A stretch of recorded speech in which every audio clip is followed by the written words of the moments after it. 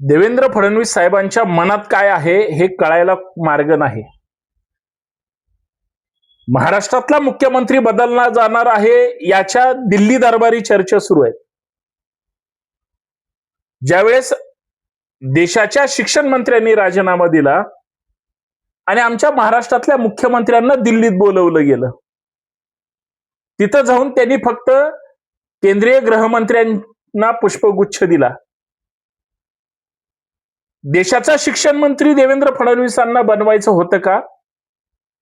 राज्यामध्ये मुख्यमंत्री बदलाच्या चर्चा सुरू आहेत, तर कोण मुख्यमंत्री होणार? एकनाथ शिंदे साहेबांना परत मुख्यमंत्री पदाच्या संधीची वाट बघावी लागते का भाजप पदला कुठला 2 नंबर 3 नंबर 4 नंबर दादांपर्यंतचा 5-6 नंबरच्या नेत्याला संधी मिळणार का? एखादा दिल्लीत असणारा पण महाराष्ट्राचा एखादा नेता राज्याचा मुख्यमंत्री होणार का? केंद्रीय मंत्र्यांना एखाद्या जो ज्येष्ठ आहे महाराष्ट्रातला त्याला राज्याचा मुख्यमंत्री म्हणून बसवणार?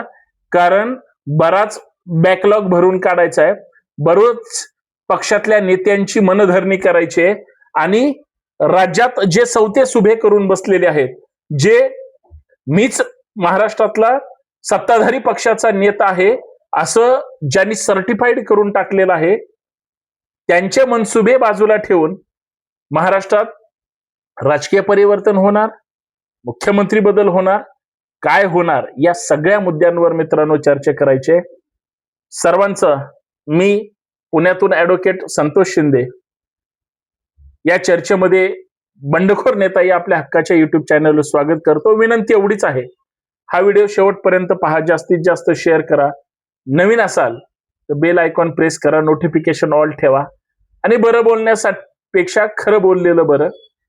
आणि राज्यात खरंच राजकीय बदल होणार आहे, खरंच माननीय मुख्यमंत्री त्या ठिकाणी दिल्लीत जाणार आहेत, तर प्रधानमंत्र्यांनाच त्या ठिकाणी आता देवेंद्र फडणवीस साहेबांना त्या जागेवर बघायचंय का महाराष्ट्राला परत अजून काय संधी मिळणार आहे? आणि अशी कुजबूज आहे, भाजपमध्ये म्हणे काहीही होऊ शकतं. मग राज्यातल्या सत्ताधाऱ्यांची राजकीय घंटा ही जर दिल्लीत वाजणार असेल तर मग राजकीय परिवर्तनाला आता सुरुवात झाली का? या सगळ्या बारीक सारीक मुद्द्यांवर चर्चा करायची. म्हणून विनंती, हा व्हिडिओ जास्तीत जास्त शेअर करा, इतरांपर्यंत पाठवा. सगळ्यात महत्वाचं, बंडखोर नेता हे युट्यूब चॅनल सबस्क्राईब करायला विसरू नका.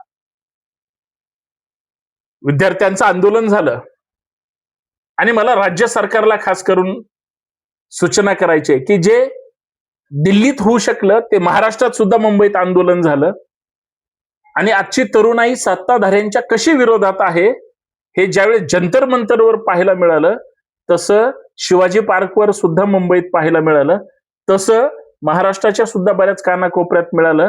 त्याच्यामुळे जे केंद्राने निर्णय घेतले, विद्यार्थ्यांवरचे गुन्हे मागे घेणार, राज्यांनी पण लगेच नोटिफिकेशन काढलं, पण आतापर्यंत सामाजिक जेवढे आंदोलनं झाली ते गुन्हे सुद्धा अजून सरकारनं माघारी घेतलेले नाहीत. हे सुद्धा वस्तुस्थिती आपल्याला विसरता येणार नाही. परंतु घेतला केंद्राने निर्णय. चर्चा करू म्हणले, चर्चेतून प्रश्न सुटतात. विद्यार्थ्याचा प्रश्न आहे, शैक्षणिक प्रश्न आहे, सगळ्यांनी मनावर घेतलं. शिक्षण मंत्र्यांनी राजीनामा घेतल्याशिवाय विद्यार्थी शांत बसले नाही. राज्याच्या आपल्या महाराष्ट्राच्या मुख्यमंत्री देवाभाऊंना दिल्लीत का बोलवलं गेलं? इतर राज्यात सुद्धा भाजपचे मंत्री आहेतच की, भाजपचे मुख्यमंत्री आहेत, मग तिकडच्या मुख्यमंत्र्यांना का बोलवलं नाही? तर काही लोकांची अशी कुजबूज आहे की कदाचित महाराष्ट्राला एक मोठी केंद्रात जबाबदारी मिळेल. कुणी म्हणतं शिक्षण मंत्री पद मिळालं असतं, पण प्रधान गेले आणि जोशी आले, फरक काहीच नाही. एक पंत गेले आणि दुसरे पंत आले, आता तिसरे पंत पण महाराष्ट्रातून दिल्लीत चालले. मग महाराष्ट्राचं काय? दिल्लीतल्या नेत्यांच्या मनात काय? दिल्लीतल्या नेत्यांनी ठरवलंय काय?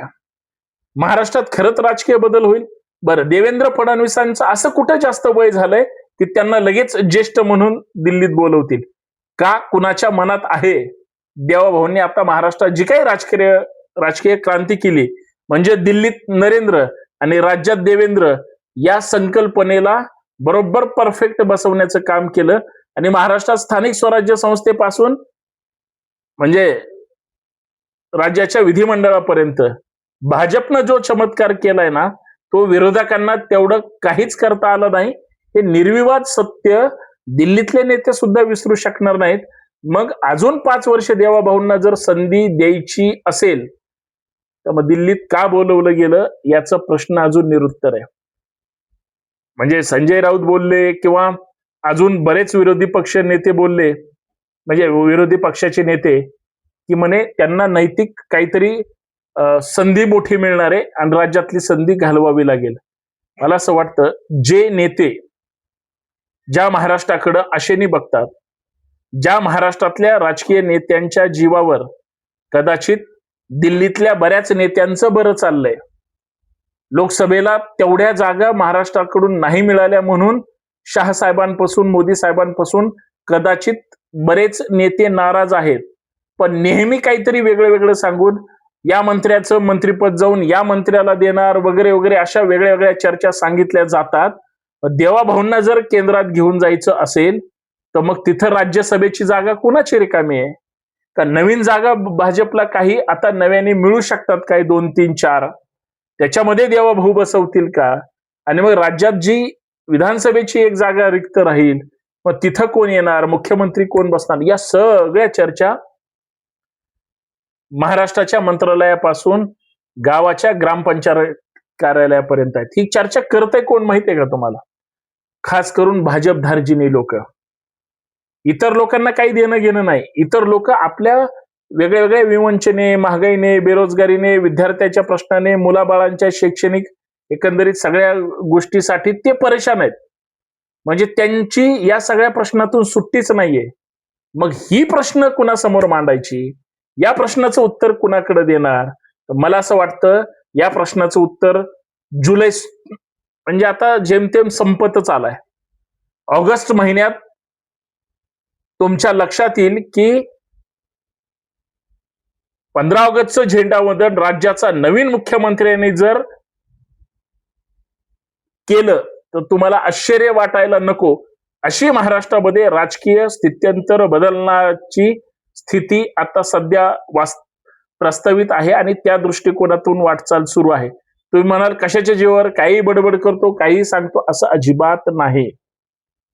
कारण काही दिल्लीतल्या नेत्यांनी ज्यावेळेस एकाला खाली बसवायचं त्यावेळेस दुसऱ्याला तिथं बसवायचं हे सगळं ठरवलेलं असताना तात्पुरता चार्ज देण्याची सुद्धा एक पद्धत आहे.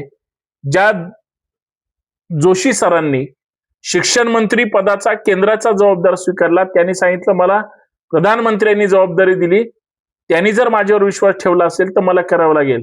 पण ते असं नाही म्हणाले की माझ्याकडे 100% चार्ज आहे, त्यांच्याकडे अतिरिक्त चार्ज आहे हे सांगायला ते विसरले. पण हरकत नाही, देशाला शिक्षण मंत्री मिळाला. पण आमच्या राज्याचा मुख्यमंत्री तुम्ही दिल्लीत बोलून त्यांना शिक्षण मंत्री, संरक्षण मंत्री, कृषी मंत्री किंवा अजून कुठलंही मंत्रीपद द्या जे इतर लोकांकडे आहे ते देशाला माहीत सुद्धा नाही. कदाचित देवाभाऊ तिथं जाऊन काहीतरी चमत्कार करतील. महाराष्ट्रात ते मेरिट आहे म्हणून तर महाराष्ट्रातून काही लोक केंद्रामध्ये मंत्रिपदावर चिटकून बसलेले आहेत. देवाभाऊंना तिथं संधी जर पाठवायची असेल तर राज्याचा मुख्यमंत्री कोण आहे भाजपकडून तुम्हाला माहित असतील तर नक्कीच नावं कळवा. मला असं वाटतं तुम्ही सुचवलेली कमेंट बॉक्स मधली नावं याच्यावर आपण परत एकदा फेर चर्चा करू. या विषयावर क्रमशः मी चर्चा करणार आहे. तुमची फक्त साथ पाहिजे. पण बरं बोलण्यापेक्षा खरं बोललेलं मला नक्कीच आवडतं. मी ना सत्ताधाऱ्यांचा विरोधक आहे ना मी विरोधकांचा समर्थक आहे, हे फक्त लक्षात ठेवा. मी भारतीय नागरिक आहे आणि आपण या राज्याच्या देशाच्या हितासाठी फक्त चर्चा करतोय. काय शेवटी सरकार कुणाचंही असू द्या, सत्तेवर बसल्यानंतर ते मायबाप सरकार असतं. पण तिथं जर खलबत होत असतील तर आपण चर्चा केली पाहिजे. खरंय की नाही? जय शिवराय.